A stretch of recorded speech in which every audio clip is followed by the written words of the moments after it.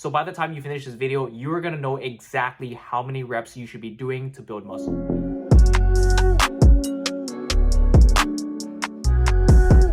All right, what is up? Welcome to the video. Coach Os here, back with another video. And in today's video, we are going to be covering what is the best rep range to build muscle. This is a question I commonly get from my coaching clients as well as people who ask me on social media, what is the best rep range for muscle growth? I've heard that low reps is better for building strength, for building muscle size. I've heard that high reps is better for building muscle definition, muscle tone. We're going to address all that and more in this video. So by the time you finish this video, you are going to know exactly how many reps you should be doing to build muscle. Now, before we dive in, let's get a brief overview of what exactly we're going to be covering in this video. So firstly, we're going to cover what really causes muscle growth, because if we don't understand that, then knowing all the rep ranges and everything else is going to be useless, because we need to understand what causes our body to actually build muscle. Next, we are going to cover the popular myth that low reps is better for bulk or muscle size and high reps is better for muscle definition or tone. We're going to go over why it's exactly a myth and also why it kind of makes sense that it has become a myth. And then we're going to go over why you can actually build muscle in all rep ranges, why there is actually a most efficient or best rep range based on best practices and my coaching experience. But we're also going to cover that just because this is the best rep range doesn't mean that this should be the only rep range you stay in, and why using different rep ranges can actually be beneficial in your training over the long term and why they actually have different purposes. And then of course, we're going to finish with some main takeaways so that you will know exactly what to do with your training program after you finish this video. So without further ado, let's dive in. So to kick things off, we have to talk about what really drives the muscle building or muscle growth process. Whether you want to build size, whether you want to build muscle definition, whether you want to build muscle tone, you're going to know exactly what part of the training program will actually drive your body to build more muscle. So firstly, the main driver of muscle growth isn't volume. It's not how many reps you do. It's something called mechanical tension. And mechanical tension is basically a fancy way of saying the amount of tension or force that your muscles sense when you are lifting the weights. Because obviously, if you want to build muscle, then your muscles have to be contracting against some sort of resistance, whether that's your body weight, whether that's a pair of dumbbells, whether that's some cables, just your muscles contracting against some form of resistance. And of course, this isn't just any old resistance. It has to be resistance that is challenging enough for your muscles. Because if it was just any sort of random resistance, you would build a ton of muscle just walking around or running or walking up steps all day. But in reality, we don't see this. The people who have the best muscular physiques do some sort of resistance training. So now that we have a basic understanding of what mechanical tension is, the main thing that's going to drive our muscles to grow is getting enough of this mechanical tension, which means that you have to be lifting weights that are challenging enough. And now keep in mind that challenging enough doesn't mean you have to lift very heavy weight.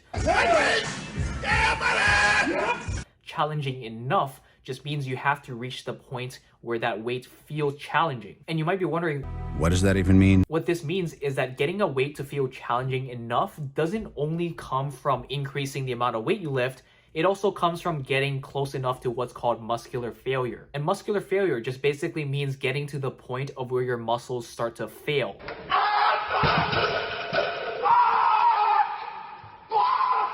And in basic terms, this has nothing to do with how much weight you're lifting, because you can get to muscular failure just lifting 5-pound dumbbells and going however many reps until you can't do any more.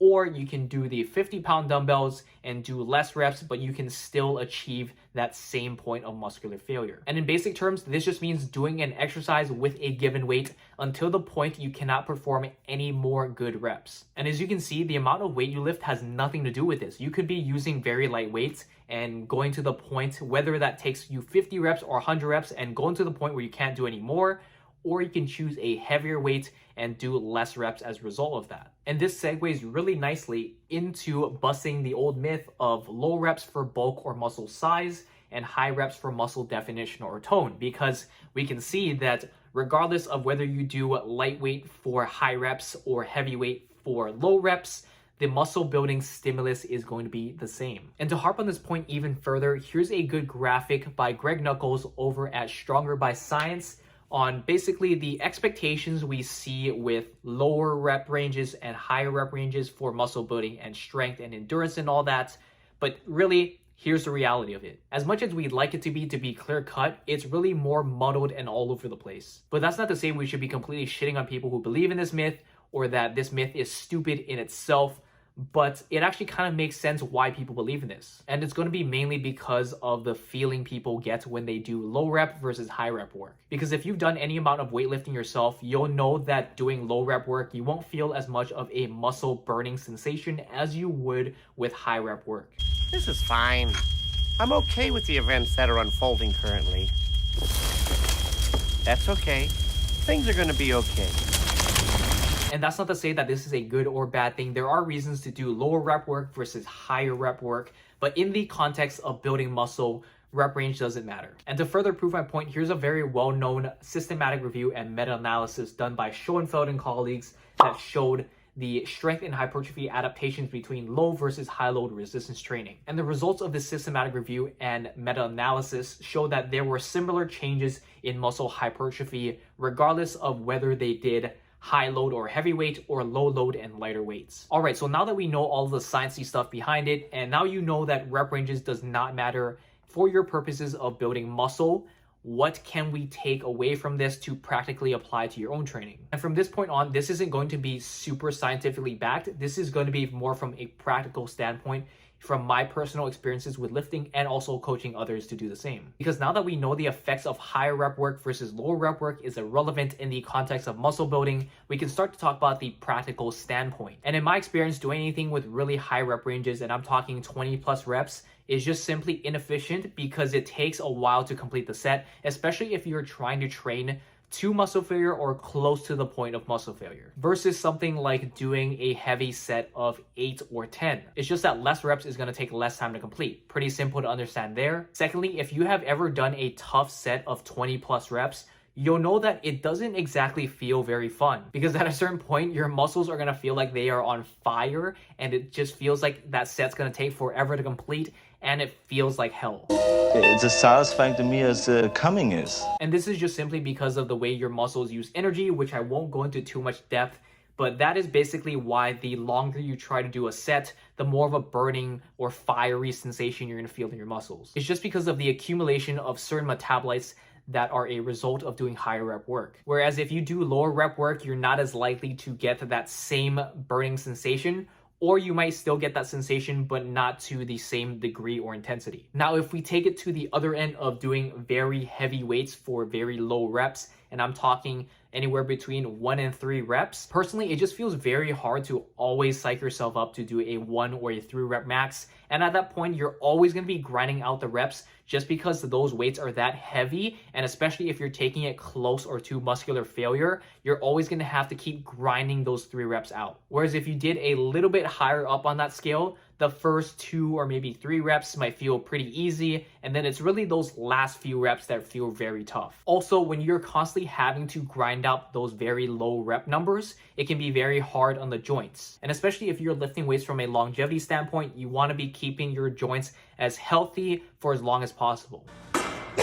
So like many other things in life, the answer isn't going to be found at either ends of the extreme. It's going to be found somewhere in the middle or the moderate range. So what rep range is going to be the most efficient and best for muscle building? It's going to be the same rep range that has been preached for years by old school bodybuilders, the 6 to 12 rep range. And again, this doesn't mean that this should be the only rep range you stick in all of the time and that you shouldn't even touch any of the other rep ranges. The other rep ranges do still have their time and place and purpose. It's just that if you want to maximize muscle building in the most efficient way possible, you should be spending most of your time in that 6 to 12 rep range. Because there is some evidence to suggest that low rep work can be useful for more strength and neurological adaptations, and higher rep work can be useful for more endurance or metabolic stress adaptations. And also something to consider from a practical standpoint is using different rep ranges for different exercises. And this is something I use with both myself and my clients. Because let's think about it. It is much easier to do a heavier set of 6 or 8 reps with something like a shoulder press or a bench press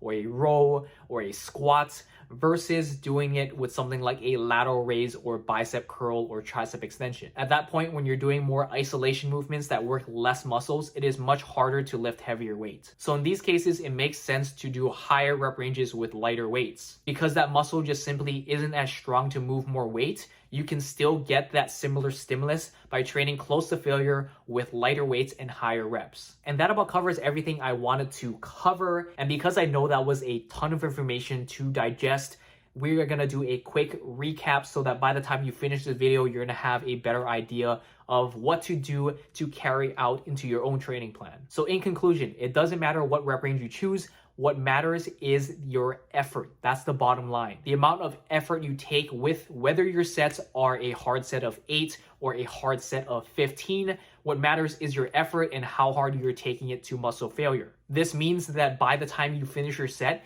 it should feel very tough, and the last few reps should really feel like you put a lot of effort, and you might even have to feel like you grinded out some of those last few reps. Secondly, you can switch up your rep ranges once in a while just to get a different feel or a different stimulus from your workout program, but for the most part, you should be sticking to that 6 to 12 rep range just because it's the most efficient. I mean, if you're someone who has a lot of time and doesn't mind doing the high rep work or even likes doing the high rep work, then by all means do it. Or if you're someone who just likes lower rep work and you like to stay within that range, then that's fine too. But for the most part, you should be cycling through all of these different rep ranges just for a well-rounded and balanced program. But the bottom line is that you are staying consistent with your program and you are doing something that you enjoy. And then lastly, I know I didn't talk about this point much, but progressive overload is also a very important factor. Because yes, you can be training very hard, but if you aren't continually challenging yourself or progressing over time, then you're not going to see much progress. Whether that's lifting more weights, say you're lifting 50 pounds this month, and then 3 months from now you're lifting 100 pounds, or lifting the same amount of weight for more reps. Let's say this week you're lifting 50 pounds for 8 reps.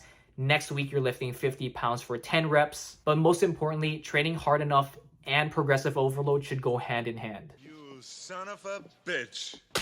You should be training hard enough, but also steadily increasing that stimulus so your body doesn't get used to it and plateaus. But that about wraps it up for this video. Hope this helps you get a better idea of whether rep ranges matters, what is the actual stimulus or driver behind muscle growth and muscle building. And as always, please reach out if you do need help with anything at all. I'm going to leave all my contact information in the description below. Don't forget to like this video if you enjoyed the content in this video, subscribe for more, and I will catch you in the next one.